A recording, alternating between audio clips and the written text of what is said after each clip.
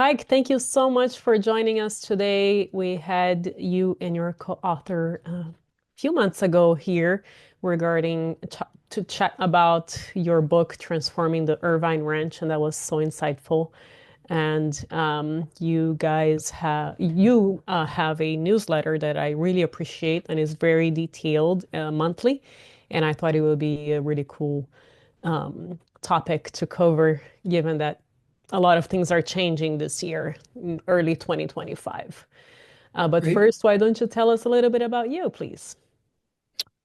Well, about me, I've been working in the realms of regional planning and mostly master plan community development for about a half century. Started life being trained as, I started my professional life being trained as an urban planner, a policy and economics oriented planner. And along about, well, not that far into my work, I came into an opportunity to join a company that was involved in large scale master plan community development, the Irvine Company, which is the subject of the book that my colleague Mike Stockstill and I researched, wrote, and published 2.5 years ago now, and we're working on the second one. And and then after some period of time working on several large projects in the U.S. and abroad, I became involved in more of an entrepreneurial focus with several partners. And then later in life, um, about 15 years ago, got involved in teaching at the university level and did that for a while, as well as work for some family offices. And now I do mostly research and writing and some volunteer work, working with the League of Women Voters on a housing policy for the local area here, and also involved with some of my longtime colleagues in some Los Angeles area fire recovery Oh, activity. Obviously, a topic of current interest and importance, and that's mhm. about it. So there you go. Thank you. Well, since that was part of your latest newsletter, why don't we start with that? How do you think that is impacting real estate professionals that are related to rebuilding um, in the area? Are people flying in from other states or cities to get that kind of business? Why don't you give us an update there, please? Sure. Well, I'm not sure about people flying in. I do know that there have been some folks who are looking to potentially acquire sites that maybe people whose homes were burned are not interested in reoccupying. And there's obviously pluses and minuses associated with that. Uh, some of the folks I think are coming in with lowball offers and trying to take advantage of the distress. On the other hand, I heard of a lot that burned in the Palisades area and was sold for $1 million the other day. So that doesn't sound like too much of a low ball offer. So I think like a lot of things involved in real estate, there's the good side and the not so good side. As far as opportunities, there will be opportunities to rebuild, but it's challenging because of all the individual ownership of the residential lots. So whether Mhm. there are large scale opportunities, that remains to be seen. And there's a lot of work to be done, obviously, in clearing the sites, certifying them environmentally, and doing all of that. And that's just getting underway, and it's going to take some months to get that all squared away. Um, there's a number of issues associated with fire insurance. We've seen a lot of concern about that. I think California is probably going to have to look at how it regulates that perhaps a little more liberally as far as allowing for rates to essentially pay the true cost of providing the insurance. And, beyond that, there's still a lot to be seen as to what emerges in terms of the infrastructure requirements and solving some of the problems. I think particularly in the Palisades area, there's a real problem with evacuation. Mm, And that said, I think there's probably some fairly modest improvements that could be made to improve that. And that would be important to do before things go too far along in rebuilding to get that squared away, figure out who's going to pay for that, get that done so people don't get stuck as much mm, in the future. And where there is a clearer path for the emergency people to prescribe for people to get out. Um, there's probably also some improvements that may need to be needed over in the Eaton Fire area in the Altadena community, but the roadway network over there is a little more robust in terms of having more connections in and out. And so I think there's less of a challenge with that. There are clearly other challenges in the Eaton Fire area, just as far as the nature of the community. It's clearly a less wealthy area. You have a lot of homes who were passed down through generations of families mm, and did not have mortgages on them. And of course, when you have a mortgage, typically your mortgage company requires you to have fire insurance. When you don't have a mortgage, there's no requirement for that. And I think some people were taking the risk that they wouldn't need it to avoid the cost. And that's going to create a very difficult situation for those folks to rebuild. wow. I haven't been keeping up with much of the news there. I saw in your newsletter that 15,000 homes burned, which Yeah, is very sad. And I also heard that I don't know if this is true or not, but the city is requiring some low income housing. I'm wondering if that is true, and also um, how how would how are they going to get all these contractors to get these homes built in a timely manner, in your opinion? right. Well, as far as the issue of low-income housing, I think there's always a need for that. Uh, but most of the housing that burned is single-family housing. And Hmm. so by and large, they're not sites that would be appropriate for a massive amount of higher density apartments, that sort of thing. On the other hand, there could be some blocks where maybe a group of people who were burned out decide they don't want to rebuild, and that could be assembled into a larger site and then maybe become an opportunity for some more intense use. But that will be challenging to assemble those sites, and it will also present some planning and regulatory challenges for the jurisdictions involved. So that remains to be seen. My personal Hmm. view on that is probably not a lot of that is going to happen. Um, and I think that, well, the group that I've been coordinating with, which is a group of longtime older planners who have been through these events in Ventura County and up in Sonoma County in past years, but their experience was obviously on a smaller scale than what we're coping with here in Yeah. Los Angeles now. But most people rebuilt. And in fact, there was one large subdivision in the Santa Rosa area. I believe it's called Coffee Park, which was something like 1,400 single family homes. And that's all been rebuilt since Hmm. 2017. And that actually was a situation where production builders got involved in working with many of the owners to build homes that were very similar to the ones they had that had been burned, and they were able to achieve some economies by having a larger scale operation. Uh, it's a little different in Palisades and area and Altadena. Altadena, the homes, many of them, except for one project that I actually worked on in the 90s, were much older.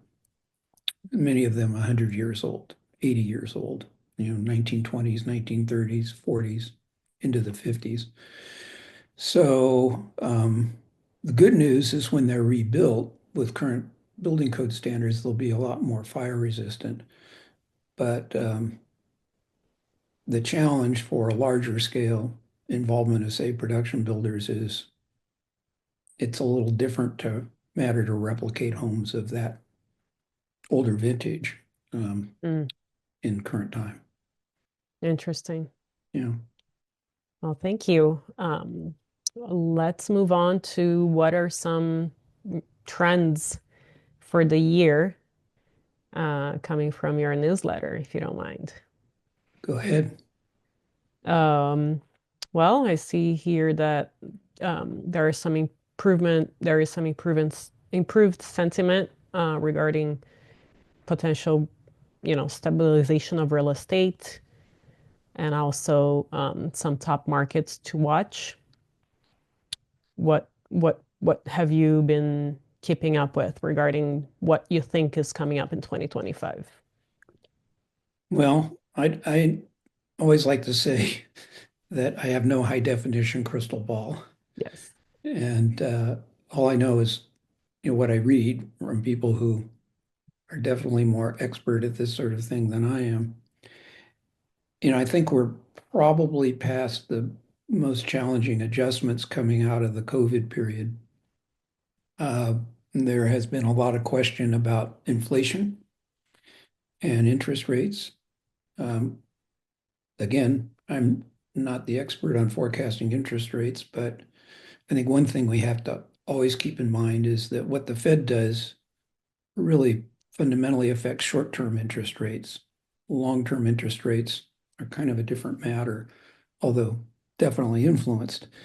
And just everything that's going on with policy and all currently, I wouldn't be looking to see a return to the very low interest rates that we had up until the pre-COVID period. I think that's Yeah. behind us. Now, the positive thing is we've had a few years of higher rates, although by historical standards in my career lifetime, not all that high. And so I think that the market of consumers now is going to be more accustomed to interest rates in, the 6, 7% realm, less put off by it, and people's lives change, their families change, they have a need, and they're not going to wait forever uh, to act upon that need if they can afford it. So I think, in the residential markets, we'll see some stabilization and probably expansion of demand. In other areas, like office, there's still some open questions about return to office and all of that. Um, and there's even some potential federal impacts if Elon Musk and his Wonder Kids start slimming down the General Services Administration office inventory, although that would impact primarily the Washington, D.C. market, but there are federal offices all over the country. So there could be some impacts from that. Um, Retail seems to have stabilized in many ways, to me, surprisingly so, although we Mhm. are seeing now something that I thought would happen maybe a little sooner than it has, now finally seeing older, underperforming retail centers being converted to housing or a mix of housing and retail. And that presents some great opportunities for well-located residential rather than having to sprawl out into the far suburbs and that sort of thing. I think we're going to see more and more of that, not only in this year, but just in coming years in general. Mhm.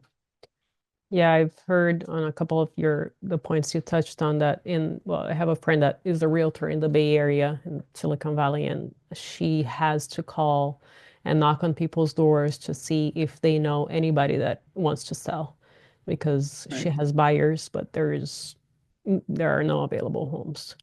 Right. And that's the continuing problem of the, what do they call it? The lock-in factor, the people who have lower interest rate mortgages from 4 or 5 years Mm, ago. They're in the 3% range, some of them. And so they may have the means to move, but then they look at, well, if I get a new mortgage, I'm going to be paying an interest rate that's, 50 to 80% higher than the one I have. Do I really want to do that? And so that's Yeah, that has put a lid on supply, and that's exacerbated the supply-demand relationship, with which always then, well, not always, but usually results in an upward pressure on prices, even in these very, very expensive areas. The Yeah, Bay Area is probably a prime example of that. Southern California as well, Seattle area particularly, and some of the larger East Coast cities as well. yeah, that would be a significant increase in your payment if your rate is doubling. Exactly. As far as you know, Elon's team and his musketeers, Hmm. uh, the government, I don't know much about government real estate.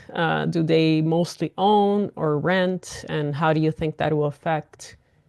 Because now they have to go back to the office, but I also understand that they have a lot of real estate that they lease just to have it just in case and it's vacant. I have seen that Yeah. uh, offices that are completely vacant just in case. How do you think that will affect real estate? And will Well, that, balance itself out? well, clearly over time, it always balances itself out. But part of the question here, I think, is what is the motivation uh, in terms of the Doge folks and what they want to do with real estate assets, both leased and owned.